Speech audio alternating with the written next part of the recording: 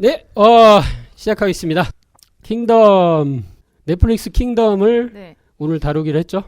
그렇습니다. 시즌 1을 저희들이 굉장히 자세하게 지난 한 3시간 넘게 막 했었던 것 같기도 해요. 네, 그리고 이제 2020년에 킹덤 시즌 2가 돌아왔습니다. 네, 예. 시즌 1이 그 넷플릭스 한국인 가입자를 늘려주는 아주 효자 1등 공신이 됐죠. 넷플릭스 입장에서는 네, 아주 절묘한 한국 시장 공략에 네, 그 절대적인 공신이 됐다. 그런 얘기를 하고요. 그게 또 전 세계에서 폭발적인 인기를 끌면서 네. 뭐 그 한국형 좀비의 어떤 그 시작을 알렸는데 시즌 2가 올해 방송되고 나서 저는 네. 이제 당일날 다 봤는데 네, 이건 대박이구나 이런 생각도 했고 그러면서 이제 점차 네, 넷플릭스는 원래 그 네. 순위나 네. 조회수 맞아요. 그거 공개 안 평가 했었죠. 이런 거 공개 안 하거든요. 네, 근데 넷플릭스가 이제 그 순위를 슬금슬금 공개하기 시작했어요. 그러게요. 탑 10 이런 거 계속 뜨더라고요. 그래서 거기서도 이제 항상 1, 2위 막 이렇게 됐고요. 킹덤도 약간 400년 전부터 이 코로나19 사태를 얘기하고 기사가 있어요. 네, 그런 재밌는 얘기가 있어요. 이제 김은희 작가 인터뷰를 보면 네. 코로나19를 예상하고 썼냐? 음. 전혀 아니다. 음. 그렇게 오해들 많이 하시는데 네. 제가 어떻게 그런 능력이 있겠냐?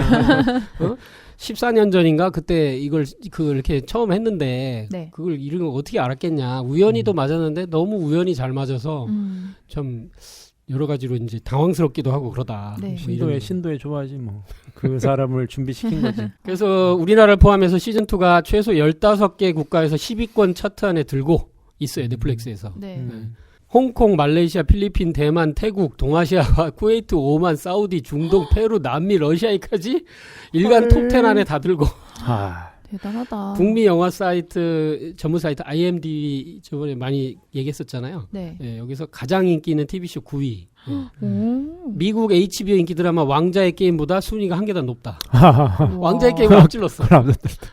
대단한데요? 왕자의 게임을 앞질렀다는 건 굉장히 충격적인 거예요. 대단하다. 예, 미국 입장에서도 굉장히 당황스러울 정도의 얘기예요. 이거는. 왜냐면 왕자의 게임이 진짜 왕좌에 들어있던 그 드라마였기 때문에 약간 새로 공개된 것 때문에 그런 걸 좀 반짝 그런 게 있지 않을까요? 또 있고 이 코로나 시류도 탔고 그렇죠. 그리고 이 좀비에 대한 완전히 엄청나게 신선한 그래서 대한민국이 이렇게 좀비 영화를 잘 만드는 나라였어? 그리고 그동안 좀비가 100년 정도의 그 역사를 가지고 영화들이 수도 없이 나왔어요. 지금도 계속 쏟아져요. 그런데 한국 좀비가 제일 뛰어나다. 가장 스타일러시하고 가장 아니 그렇게 얘기를 해요. 그리고 가장 면에서요? 많은 메시지를 네. 담고 있다. 좀비 완성판이네. 네, 그래서 그 와. 권력 그리고 민초의 한, 이 백성들의 배고픔 그리고 이제 그 속에서도 살려고 한 발버둥치는 네. 그 각자의 그런 모습들 네. 그리고 그걸 구하려는 왕사자의 그 까리함 뭐 이런 거. 그러니까 좀비가 스타일리시하다는 게 아니고 좀비 영화가 스타일리시하다는 거죠? 좀비도 스타일리시해야 돼요. 왜냐하면 그래요? 뛰는 거는 이제 대단한데 네. 서양 사람들이 그동안 좀비가 되면 뭐가 네. 이렇게 막 묻고 이렇게 해갖고 막 네네네. 현대식 옷을 입고 뛰었는데 15세기 16세기의 한국이란 그 동방의 작은 나라에서 네. 그것도 되게 하얀 옷을 입고 불편한 것 같은 옷을 입고 대부분 다 하얀 옷이야. 그렇죠. 그리고 여자들도 치마가 이렇게 치렁치렁한데 뛰어. 뛰고 그리고 총이 없어. 일단 좀비하면 총으로 대부분 진압하는 게 이제 여기 각인돼 있잖아요. 네. 근데 여기는 화산 아니면 칼이거든요. 그렇죠. 직접 대면을 해야 돼요. 그리고 다 슬퍼.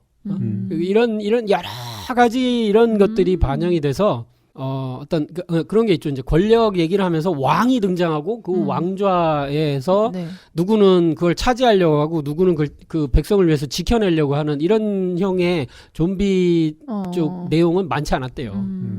거기는 주로 왕이 등장해서 그런 게 별로 없잖아요. 그렇죠. 그래서 뭐 이렇게 일단 나라가 다 무너져 거기는. 그렇죠. 서양에서 하는 거는. 보통 평범한 사람들의 생존기 정도를 그리니까.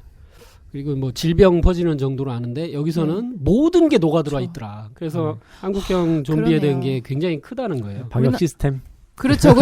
그 얘기를 하고 싶었어요. 국가 방역 시스템. 네. 그러니까 국가가 등장한다는 일단 막으려고 하는 어떤 저기가 있다.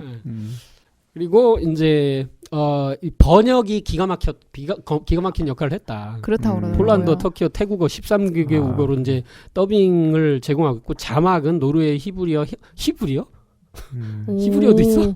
헝가리어, 아랍어. 그래서 29개 언어로 서비스 중이다. 이게 도대체 그리고 그러니까 더빙도 굉장히 잘 됐다고 하더라고요. 네. 그리고 우리나라 약간 말을 좀 살려서 하는 더빙식으로 기생충도 했다고. 그렇게 번역이 돼가지고 했던 거 아니에요? 네. 네. 그래서 이 그게 중요한가 봐요. OTT 서비스에 있어서 할 수 있는 최대치를 지금 그 경험하고 있다. 그래서 뭐 사실 놀라운 지금 기술적인 그런 게 있고요. 지금 영화관에 가보면 네. 사람이 없거든요. 네. 막 그렇죠. 뛰어앉기 이렇게 한 줄씩 뛰어앉기해서 앉고 막 이러는데 네. 넷플릭스로 진출해서 이렇게 대박을 쳤으니 안방에 앉아서 이렇게 된 것 같아요. 이거 얘기다가 시간 다 가겠다. 예. 오프닝으로 아주 좋은 것 같습니다. 아 그래요? 네. 그래서 우리는 예술과 기술의 조화를 이룰 때 나오는 힘을 믿고 있다. 뭐 이런 얘기를 하면서 더빙과 자막이 뭐 한국을 비롯해서 전 세계의 이런 컨텐츠 발전에 기여하고 있다. 이런 얘기를 하네요.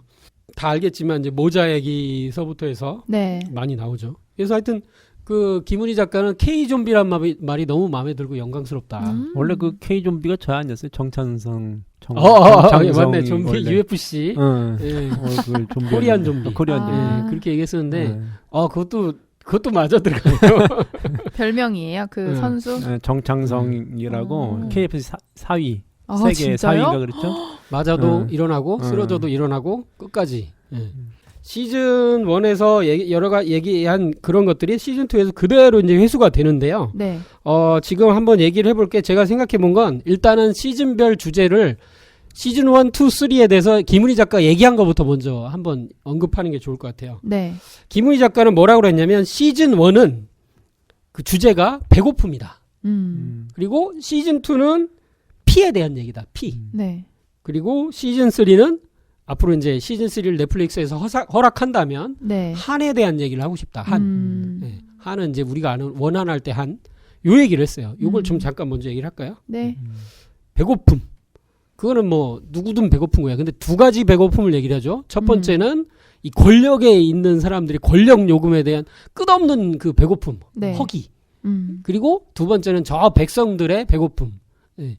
그 뭐 전란을 2번을 치렀다 이런 걸로 봐서 임진왜란과 병자호란 이후 직후인 것 같은데 아까 얘기했던 네네. 이게 실제 우리나라 역사에 있었던 경신대기근과 이제 그 뒤에 또 한 번 있었던 기근을 포함한 것 같은데 네. 정말 아까 얘기한 대로 사람 고기를 잡아먹을 정도로 애기도 잡아먹고 막 그래서 뭐 이런 것들이 정말 있었던 걸로 네. 얘기가 되고 있죠. 역사 속에도.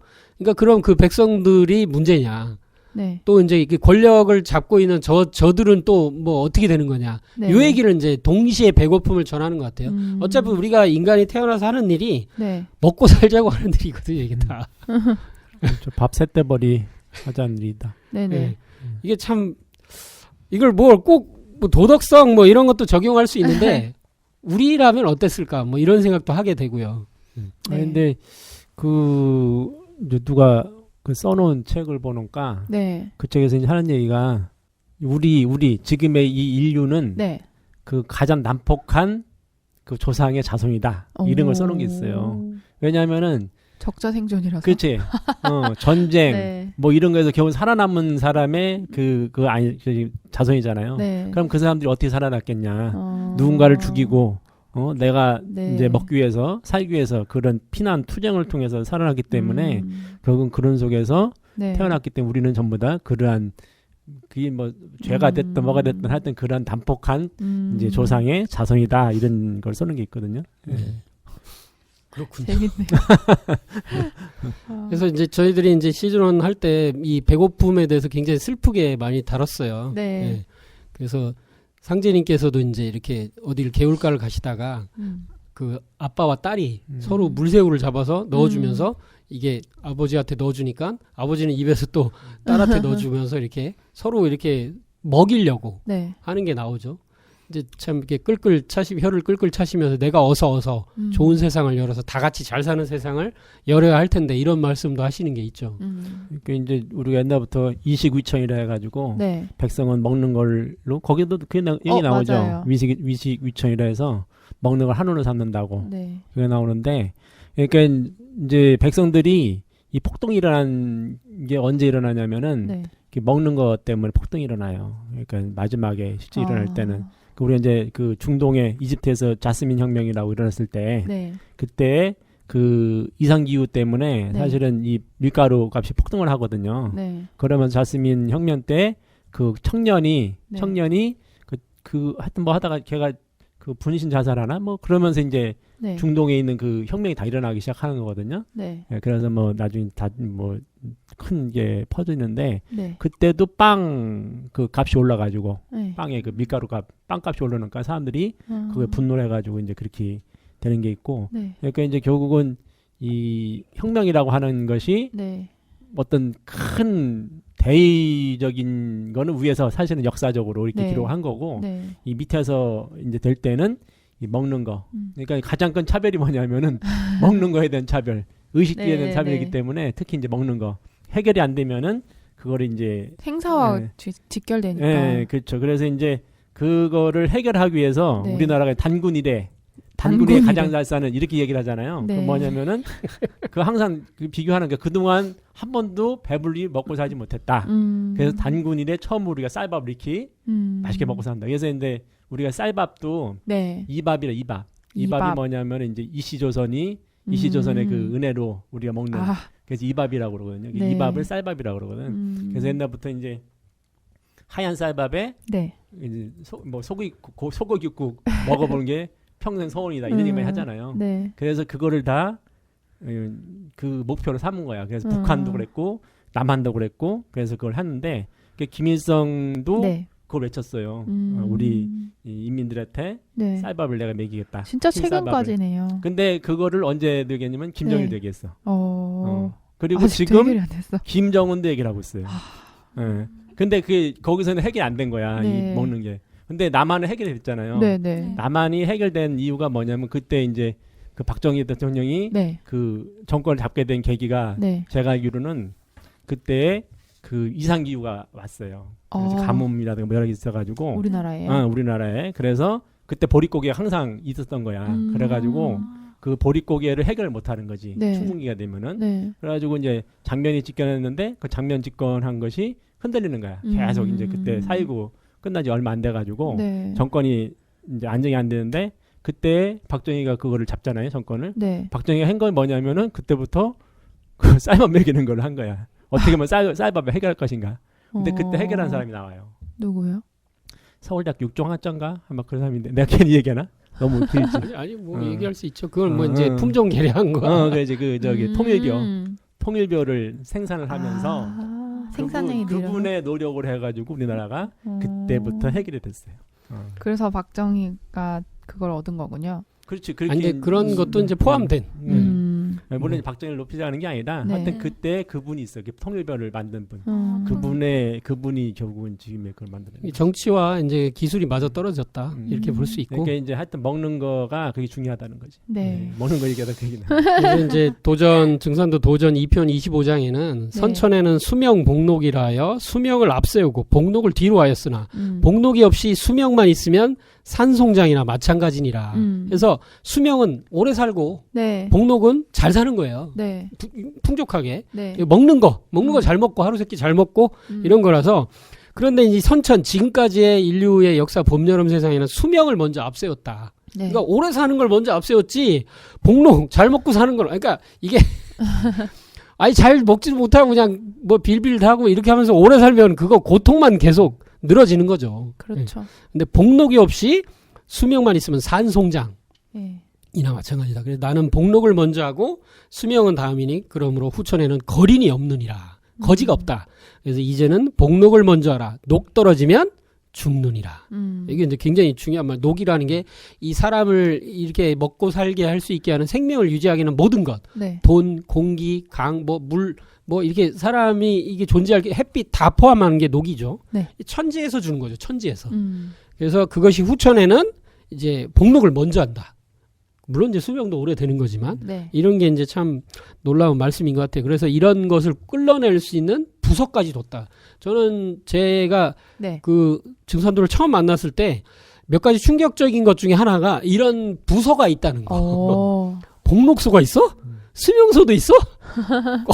그리고 대학교 이런 게 있대. 그 새로운 교육을 시킨대. 이게 기존 종교에서는 본 적이 없거든.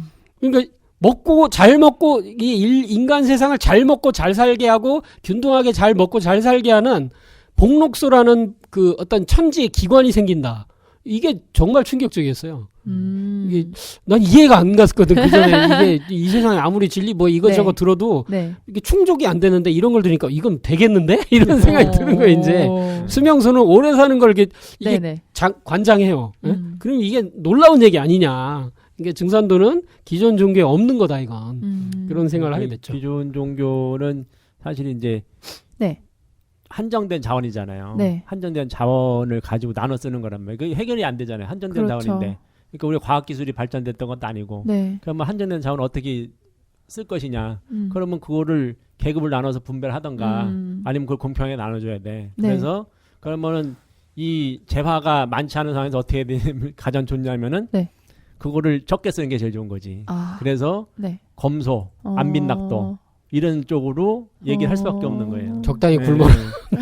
공산주의 뭐 이런 물론 거. 이제 욕심에 의해서 그걸 네. 과소비하고 과분한 네, 네. 그런 게 되면 안 되는 건 맞는데 네. 근데 종교 자체의 가르침이 그 생존 그러니까 인류가 화평하게 생존할 수 있는 어떤 그런 가르침을 한 거기 때문에 네. 그런 식으로 이렇게 가르침이 갈 수밖에 없는 게 또 있는 거예요. 네. 그리고 이제 시즌 1이 이제 그런 얘기로 가고 네. 그다음에 이제 시즌 2가 지금 이제 개봉한 거죠. 거기가 얘기하는 게 뭐냐? 피다. 피. 피는 뭐냐?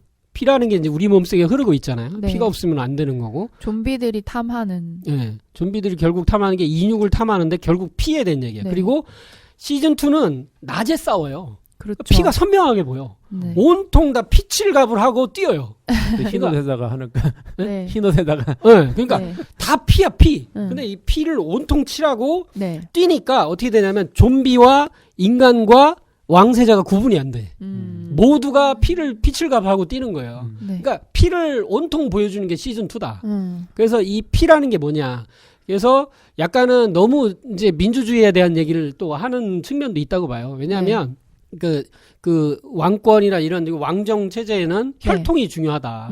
그래서 왕의 씨냐 이렇게 하면서 백성들이 뛰고 왕세자도 뛰고 하는 모습들이 네. 실제로는 그 혈통주의를 꼬집는 그런 걸 얘기를 하고 있어요. 근데 그게 저는 좀 문제도 좀 있다고 생각이 들어요. 네. 그래서 뭐 예를 들자면 이런 거예요. 이제 마지막 결론이 시즌 2의 마지막 결론이 네.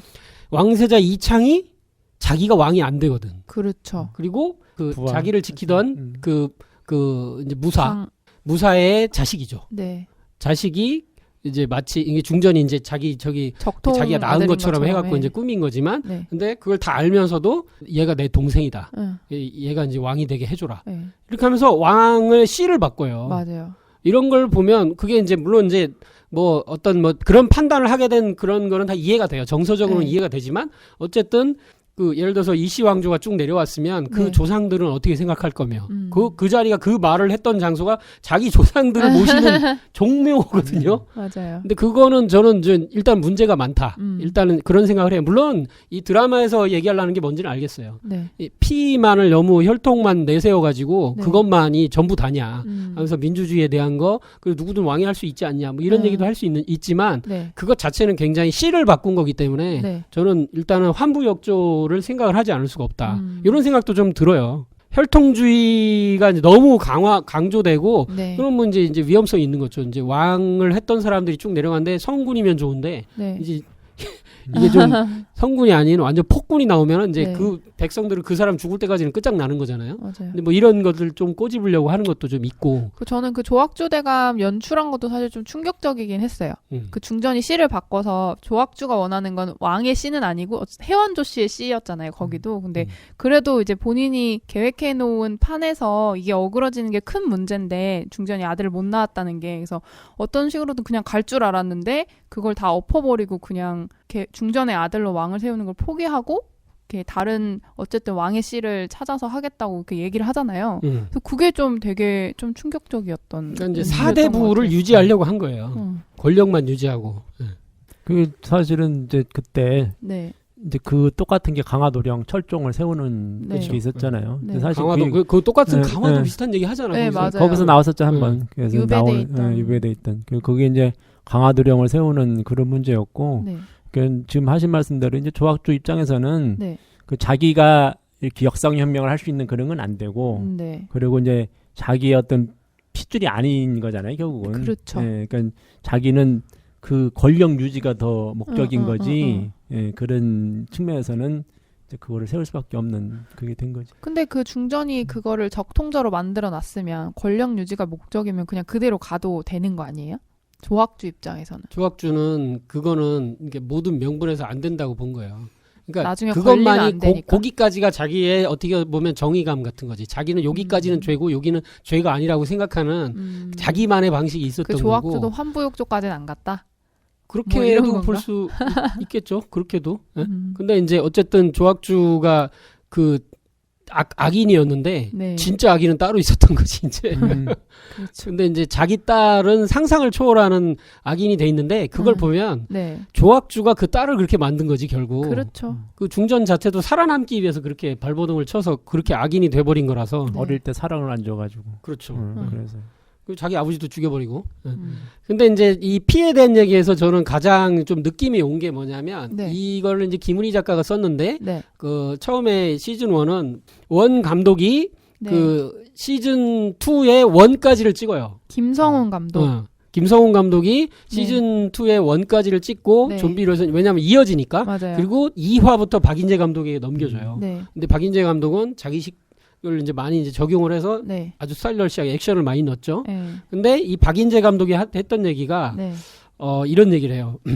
마지막 화에 네. 이 좀비들을 다 처리하고 네. 이 궁궐의 문이 열리면서 네. 왕세자가 나오죠. 네. 그때 상복을 입고 다 싸웠기 때문에 똑같이 백성들하고 똑같은 흰 옷이에요. 그리고 흰 옷이 피로 칠갑이 돼 있어. 근데 그거를 잘 보면 네. 골룡포처럼 보여요. 붉은 골룡포. 오. 그래서 박인재 감독이 뭐라 하냐면 그 문을 열고 나오는 모습에서 진정한 골룡포의 왕, 진정한 백성을 위하는 모습의 왕의 모습을 느껴줬으면 좋겠다. 이런 얘기를 했어요. 그러니까 그 피 속에서 피가 백성의 피, 네. 이거를 다 이렇게 먹으면 그걸 다 알고 이해하고 그 백성을 긍휼하게 생각하는 네. 진정한 이제 왕의 모습을 거기서 봐줬으면 좋겠다. 연출이 디테일하다. 굉장히 디테일이 있어요. 그래서 저는 이런 게 철학이 다 들어있구나 이런 생각을 하게 됐어요. 자, 그래서 시즌 2가 이제 피에 대한 얘기고요. 핏줄과 여러 가지. 네. 그리고 시즌 3는 앞으로 이제 나오겠죠. 내년에 나올라나? 넷플릭스에서 이게 너무 성공했으니까 그쵸. 분명히 나오겠지. 그쵸. 그 김은희 작가는 저는 시즌 10까지 가고 싶습니다. 뭐 이런 얘기. 할 얘기 맞나? 야심이 아주. 이게 뭐냐면 김은희 작가는 계획이 다 있구나. 이런 얘기를 하잖아요. 그래서 네. 그것도 10년 전에 이미 다 써놨고 세계관이 엄청나게 커지는데 그게 거반 다 지금 다 잡혀 있대요. 그런데 시즌 3가 네. 있는데 그 내용은 뭐냐? 인터뷰에서 계속 노출을 조금 하는데 네. 그게 이제 가장 핵심적인 한 단어, 한이 나오죠. 그리고 북방을 가리키게 된다. 무대가. 이거는 이제 굉장히 또 의미가 있을 것 같아요. 네. 남쪽은 많은 얘기가 있었어요. 외구의 침입 뭐 이런 게 있었는데 네. 북쪽도 만만치 않죠. 네. 예. 우리 민족이 어차피 대륙에서 들어왔는데 네. 이 고구려 이후에 네. 뭐 아예 없잖아요. 발해 이후에. 네. 그죠? 그러면서 이 북쪽에는 누가 있냐?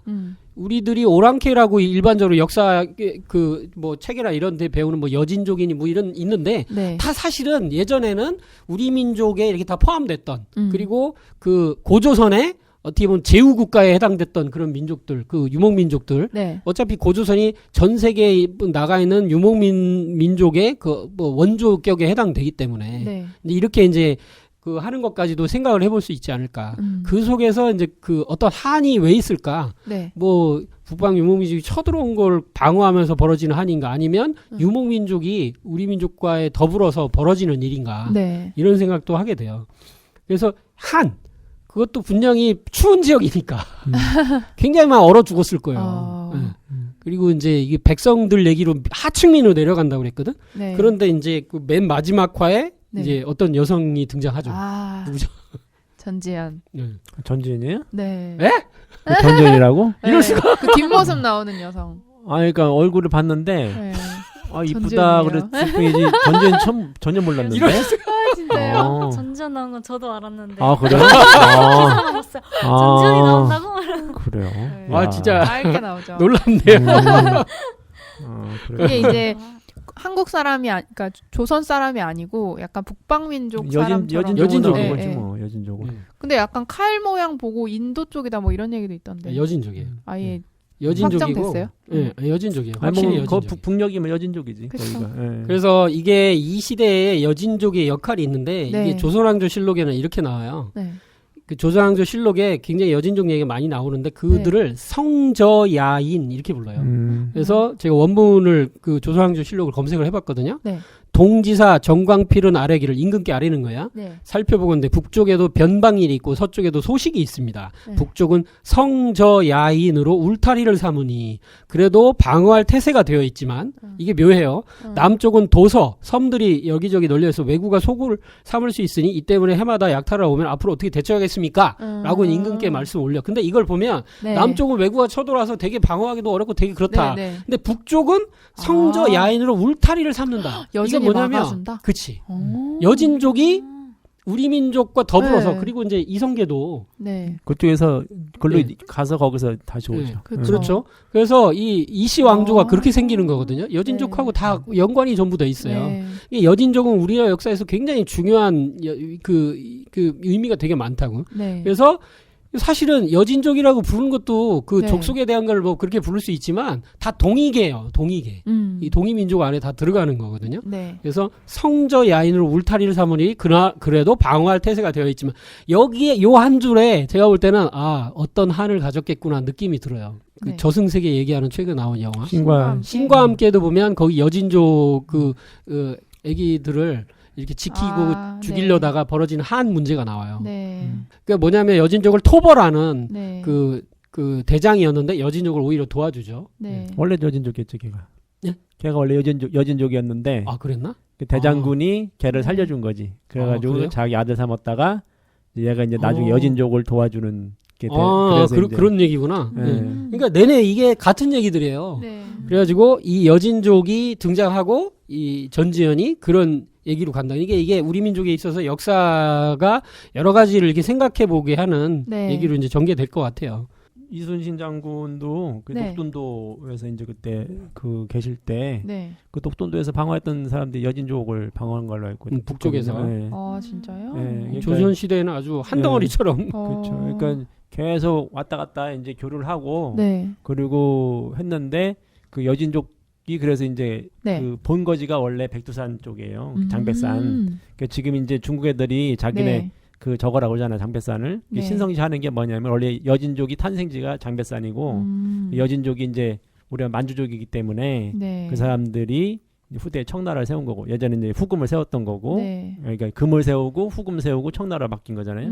그래서 이제 전부 다 같은 여진족들이고 지금은 이제 그 만주족이 네. 별로 없지요. 예, 다 이제 한쪽에 동화가 되고 그래가지고 별로 없지만은 지금 다시 뭐 만주어 이렇게 네네네. 그걸 복원시키려고 노력하고 있다 저기도 있고 원래 더 들어가면 이제 우리가 이제 애신강 나라 해가지고 네. 그 김한보 네. 이 신라 왕자 김한보가 네. 이제 여진족 그쪽에 가가지고 나라를 여는데 그게 바로 금나라를 그게 나중에 이제 그 아골타가 이제 금나라를 열게 되죠. 그 전부 다 그래서 그 김씨 신라의 후손들이라고 이제 본인들이 얘기를 했던 거고, 그러니까 왜 글로 갔느냐? 네. 이제 왜 그때 이제 마지막 그 김한보가 글로 갔느냐 하면은 네. 그게 이제 원래 신라, 원래 옛날 신라라는 거지. 대륙 신라.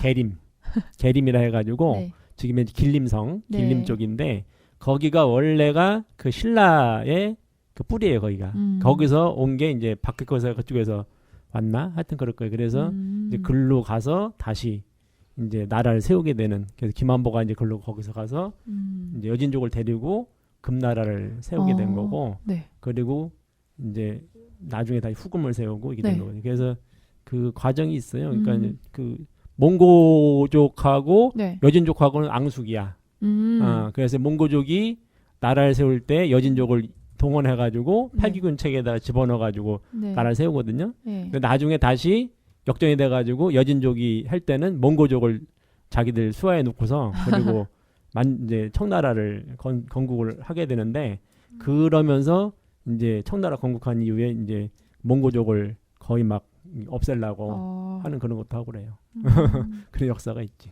거란족이 세운 요 나라 그리고 여진족의 이제 금나라 청나라는 네. 전부 다 이게 삼신 우주관을 계승했어요. 네. 그리고 이제 뭐 그 체계 자체가 다 이게 삼신으로 이렇게 돼 있고 한데 네. 이게 전부 단군조선의 삼신 우주관을 이제 계승했다. 이게 이제 환단고기 북콘서에서 종사님도 얘기하시고요. 네. 그리고 이 동호라는 명칭이 이제 단군조선인데 동호에서 선비족이 나오고 거기서 이제 거란과 여진족이 나왔다. 그리고 이제 나중에 이제 청나라가 탄생을 하게 되는데 네. 이게 이제 재밌는 게 이제 여진족의 추장. 여진족의 추장은 이제 신라인이다. 이런 이제 기록도 있고. 그리고 금나라 시조도 이제 고려에서 왔다. 이런 것들이 이제 많이 나오거든요. 그래서 전부 여진족 하면 이렇게 역사가 우리랑 이제 완전히 연결돼 있는 거죠. 이 드라마에서 여진족을 이렇게 쓰는 것도 큰 의미가 있다. 그리고 한 얘기가 앞으로 이제 기대가 된다. 기대가 됩니다. 뭐 요 정도로 이제 시즌이 이렇게 흘러가는 건 얘기를 하고 네. 생사역 그러니까 좀비 얘기를 이제 조금 해야 되겠어요. 역이라는 게 역병할 때 역사죠. 네. 좀비 그러니까 이제 역병 환자, 역귀, 역마 뭐 그런 이런 식으로 말을 써요. 네. 역병 환자들이 뛰어온다, 역병 환자들이 몰려온다 하는데 드라마에서는 생사역이라는 말을 잘 안 하는데 네. 이 소개 글에는 다 그리고 김은희 작가도 다 생사역이라고 해요. 네. 네. 그래서 아마 생사역은 생사초에서 생겨난 존재들이기 때문에 생사역이라고 해요. 근데 저는 이 생사역의 정체, 이 사람들이 뛰어요. 이렇게 뛸 때 이렇게 막 하면서 뛰어오는데 네. 그 모습이 그냥 뭐 진짜 좀비의 모습이긴 한데 옷은 그냥 백성들 입는 그냥 반매다 온 사람들 같은 사람들이 뛰어요. 네. 그런 걸 보면 되게 슬프긴 슬프더라고 그걸 보니까. 어. 그리고 하얀 옷을 입고 막 뛰는데 네. 그러니까 이 박인재 감독이 네. 왜 전체가 다 이렇게 흰 옷을 입고 뛰게 돼 우리 민족이 흰 옷 입을 민족이기도 한데 네. 이게 상복을 상징한다. 어. 그리고 이제 실제 그 안현대감이 네. 상중이었어요. 그렇죠. 네. 그래서 그 안현대감의 충복들 간호들도 다 상복을 입고 싸워요. 그게 이제 상복을 상징하는 그러니까 어떤 죽음, 임금의 죽음 그리고 안현대감의 뭐 부모 죽음인가 하여튼 뭐 그런 걸 다 포함해서 네. 나라 전체가 어떻게 보면 되게 슬픈 거예요. 네. 그런 슬픔을 상징하고 사람의 죽음을 상징하고 네. 그것을 이렇게 이제 그 백성들도 이제 보여주는 걸로. 그래서 슬픈 생명체 그것은 좀비. 이렇게 이제 김은희가 이제 얘기를 하거든요. 네. 이 좀비 종도사님도 좀비 인간은 뭔가 갈구하고 있다. 뭔가를 말하고 싶어하고 간절하게 전달하고 싶어하는데 메시지는 전달을 못하는 형태. 이게 이제 좀비 인간의 모습이고 네. 실제 코로나19가 퍼지면서 전 세계 사람들이 마치 좀비처럼 네. 격리되고 갇히고 그리고 또 이렇게 서로가 서로를 이렇게 멀리하고 도망가잖아. 좀비와 같은 양상을 많이 보이거든요. 그래서 이제 실제 영화에서뿐이 아니고 우리가 일상생활에서도 네. 좀비 영화에 대해서 좀비 인간에 대해서 이게 뭐 물고 뭐 이런 것만 아니고 괴물이나 뭐 그런 형태만 아니지 이게 우리들 사이에 이렇게 문화로 이게 들어와 있다. 우리들이 실제 피부로 느끼고 있다. 이렇게 생각을 하게 만드는 것 같아요. 아니 저는 이제 제가 한번 곰곰이 생각을 해봤거든요. 네. 이제 그게 생사초에 나왔던 그 하여튼 그 균이 이제 충이 사람 몸속에 들어가서 네. 이제 그거를 조정을 하는 그런 건데 네. 이걸 벌레잖아요, 벌레. 네. 벌레. 그러니까 우리가 이제 버그 근데 버그. 네. 그러니까 컴퓨터에서 버그. 네. 버그가 다른 말이 바이러스라고 하는 건데 지금 거기서는 큰 벌레, 큰 맞아요. 바이러스로 형성이 된 거고 지금의 이제 우리가 말하는 이거는 아주 가장 작은 뭐 마이크로라든가 마이크로미터라든가 뭐 나노미터 단위의 그런 건데 네. 하여튼 벌레라는 거에서는 그러네. 같은 거라는 생각이 들었고 네. 그 상징 공사에서 이 두 가지가 있어요. 두 가지에 대해서 하신 말씀이 있거든요. 앞으로 이제 네. 우리가 말하는 소병, 대병 말고 저는 이제 중병이라고 이제 얘기하고 싶은데 이 중병이 바로 이제 그 시두가 있고 시두 말고 하나가 뭐냐 단독. 그렇죠. 괴병이 오기 전에 단독과 시두가 먼저 들어온다 이런 말씀이 있는데 이 단독 계통이 뭐냐면은 이 박테리아에 의한 그런 이제 그 몸에서 이렇게 저 붉게 네. 반점색 수포 생기고 하면서 이렇게 생기는 게 그거거든요. 네. 이건 항생제를 통해서 고쳤어요. 지금까지 항생제. 네. 우리가 말하는 페니실린이 바로 이제 네. 그 박테리아가 고치는 거고 네. 바이러스 계통이 우리가 백신을 맞는 게 이제 네. 그 시두. 예, 이제 바이러스 계통이지. 네. 예, 그래서 예방하고 이제 뭐 처방약은 이제 뭐 타미프루라든가 이런 걸로 네. 처방을 한 거고 그래서 이 박테리아 계통에서 나온 것이 항생제 계통인데 항생제를 계속 하다 보니까 박테리아가 점점점 내성이 생겨가지고 이것이 그렇죠. 안 들죠. 나중에 가서 이제 슈퍼박테리아. 슈퍼박테리아가 되는 거거든요. 네. 그래서 이거는 어떤 약을 써도 막 살이 음. 썩어 들어가고 막 그렇게 되는 거거든. 네. 그 단독 계통에 가면 최고가 제가 보기엔 슈퍼박테리아 쪽으로 가는 것 같고, 그리고 바이러스 계통의 최고가 지금 나오는 천연두 이렇게 시두. 시두로 해서 상님께서 그 단독과 시두가 네. 이제 온다고 하신 말씀이 네. 바로 그게 아닌가. 균으로 오는 병의 최고, 그리고 바이러스 오는 병의 최고가 두 개가 마지막으로 그 대미를 이렇게 장식하고 네. 그러고서 전대미문의 그런 괴질병으로 넘어가는 다는 생각이 들더라고요. 그렇죠. 박테리아와 바이러스의 최정점. 그래서 바이러스 천연두가 이제 바이러스 중에는 유전자가 제일 크기 때문에 네.